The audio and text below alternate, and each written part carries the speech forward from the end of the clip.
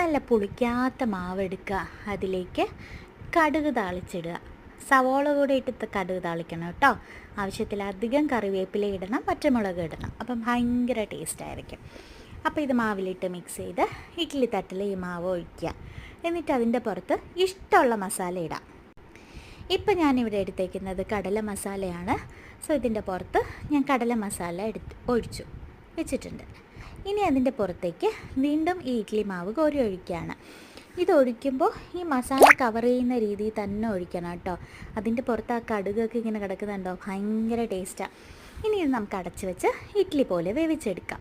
ഇഡ്ഡലി പോലെ വേവിച്ചെടുക്കാൻ പക്ഷേ നോർമൽ ഇഡ്ഡലിയേക്കാൾ കുറച്ചും കൂടെ ടൈം എടുക്കും. ഇതേ കണ്ടോ, നന്നായിട്ട് വെന്ത് വന്നിട്ടുണ്ട്. ഇനി കുറച്ച് സമയം നന്നായിട്ട് തണുത്ത ശേഷം മാത്രമേ ഇളക്കാവൂ, ഇല്ലെങ്കിൽ പൊടിഞ്ഞു പോവും. അത് കഴിഞ്ഞ് നമ്മൾ ഇളക്കിയെടുക്കുമ്പോൾ അടിപൊളി ഇഡ്ഡലി റെഡി ആയിട്ടുണ്ട്.